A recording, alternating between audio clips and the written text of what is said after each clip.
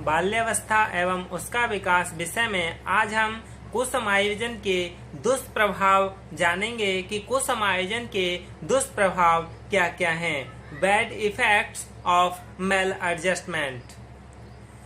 मानसिक द्वंद्व रहने से व्यक्ति का सामान्य विकास ठीक तरह से नहीं हो पाता है तथा वातावरण के साथ सामंजस्य स्थापित करने में अनेक बाधाएं उपस्थित होती हैं। Normal development of a person is not done properly due to mental duality and there are many obstacles present in harmonising with the environment. ऐसा होने से उनका संपूर्ण व्यक्तित्व कुप्रभावित होता है।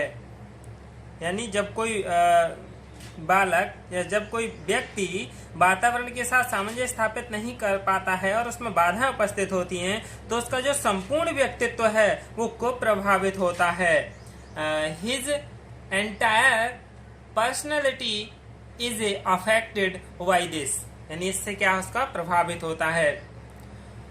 अब पहला है असामान्य मानसिक क्रियाएं।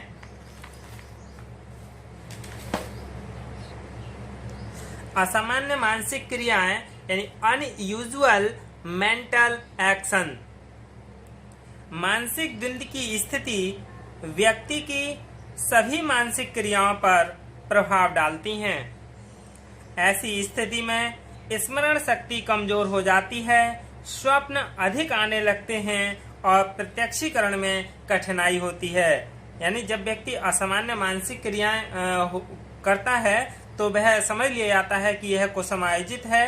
और कुसमायोजित की पहचान क्या है कि वह स्मरण शक्ति उसकी कमजोर हो जाती है और स्वप्न अधिक आते हैं। The state of mental duality affects all mental actions of a person. In such a situation the memory power becomes weak, dreams starts coming more and there is difficulty in horticulture. फिर है असामान्य संवेग प्रदर्शन, unusual momentum display. यानी मानसिक द्वंद्व की स्थिति में व्यक्ति प्रसन्नता, दुख, हास्य, उत्साह, हीनता आदि संवेगों का असामान्य रूप से प्रदर्शन करता है। यानी जब व्यक्ति का संवेग असामान्य होता है तो वह अपना संवेग को भी क्या है बदलता रहता है, असामान्य देता रहता है।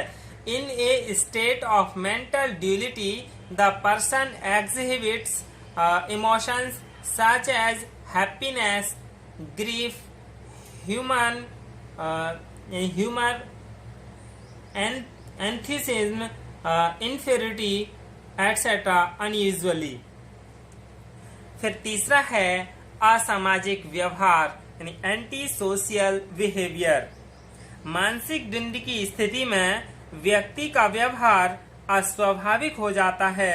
यानी उसका जो व्यवहार है वह स्वाभाविक नहीं रहता है। व्यक्ति क्या है एकांत प्रिय हो जाता है, समाज से विमुख हो जाता है और अंतर्मुखी हो जाता है। ये क्या है असामाजिक व्यवहार की पहचान है।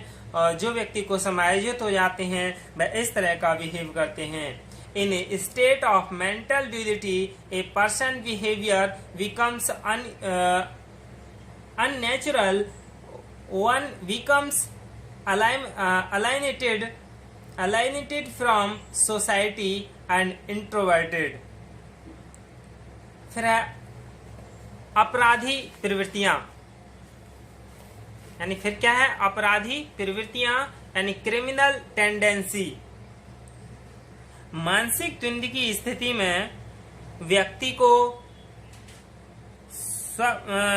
स्नायु संबंधी अनेक रोग हो जाते हैं तथा उसमें मानसिक तनाव बना रहता है।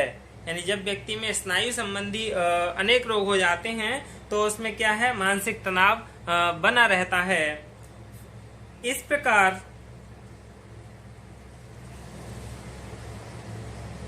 फिर है मानसिक रुग्णता यानी मेंटल इलनेस। मानसिक द्वंद्व की स्थिति में व्यक्ति को स्नायु संबंधी अनेक रोग हो जाते हैं तथा उसमें मानसिक तनाव बना रहता है। यानी मानसिक रुग्णता में भी और अपराधी प्रवृत्तियां, इनमें क्या है, यानी मानसिक तनाव बना रहता है। इस प्रकार इन सभी जो हैं मानसिक द्वंद्व के दुष्प्रभाव से व्यक्ति का संपूर्ण व्यक्तित्व प्रभावित होता है और उसे अपने को वातावरण से समायोजित यानी एडजस्टमेंट करने में कठिनाई होती है, यानी डिफिकल्ट होता है। को समायोजन के प्रभाव कारक जानेंगे हम, यानी स्नायु विकृति और मनोविकृति। Two main causes of maladjustment, neurosis and साइकोसिस। मानसिक रोगों का इतिहास उतना ही पुराना है जितना कि मानव जीवन, लेकिन वैज्ञानिक स्तर पर मानसिक रोगों के विश्लेषण और उपचार का प्रयास कुछ ही शताब्दी पूर्व हुआ है। 14वीं शताब्दी में लंदन में एक मानसिक अस्पताल की स्थापना हुई।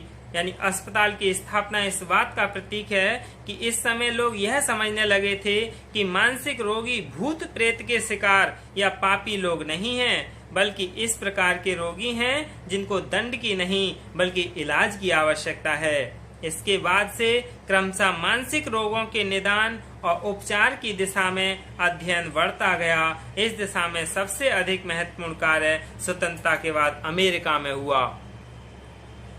बहुत सारे अनुसंधान हुए और मनुष्य के बहुत से शारीरिक रोगों से कुछ न कुछ मानसिक विकृतियां भी उत्पन्न होती हैं। इसी प्रकार दूसरी ओर मानसिक रोगों से भी शारीरिक व्याधियां उत्पन्न होती हैं। यानी मानसिक रोग से शारीरिक व्याधियां उत्पन्न होती हैं और शारीरिक रोग से भी मानसिक व्याधियां उत्पन्न होती हैं। यानी दोनों क्या है, एक दूसरे पर प्रभाव डालती हैं। वास्तव में आज चिकित्सा के क्षेत्र में मन और शरीर का द्वैत समाप्त हो चुका है। सभी लोग यह मानते हैं कि मन और शरीर परस्पर एक दूसरे को प्रभावित करते हैं, लेकिन मानसिक रोग कहने से यह भ्रम नहीं होना चाहिए कि यह रोग केवल मन के रोग हैं और शरीर पर इनका कोई प्रभाव नहीं पड़ता। ऐसा है, जो मानसिक रोगी होते हैं उनका शारीरिक शरीर पर भी प्रभाव पड़ता है और शारीरिक जो रोगी हैं उनका मानसिक पर भी प्रभाव पड़ता है। वैसे मानसिक रोग प्रकाश में आ चुके हैं। जैसे इन्हें दो भागों में बांटा है, मनोस्नायु विकृति और स्नायु विकृति या मनोविकृति। यानी दो हैं, मनोस्नायु विकृति और मनोविकृति। यानी साइको न्यूरोसिस और न्यूरोसिस एंड साइकोसिस। यानी साइकोसिस और न्यूरोसिस इन दो भागों में बांटा है। इन दोनों के अंतर को समझने से पहले हम क्या है, इन्हें अलग अलग तरीके से नेक्स्ट टाइम जानेंगे कि स्नायु विकृति क्या है और मनोविकृति क्या है। यही क्या है, को समायोजन के दुष्प्रभाव हैं। धन्यवाद।